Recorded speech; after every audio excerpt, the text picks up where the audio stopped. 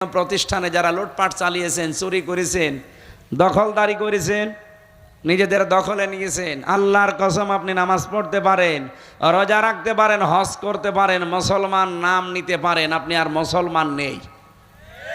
আমার কথার অর্থ বোঝেন? এই কাজটা করে কারা দুর্বিসন্ধি করছে?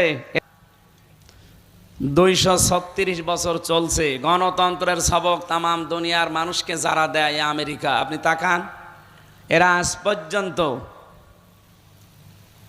নারী পুরুষের সমান অধিকারের কথা বললেও 236 বছর পার হয়ে গেল।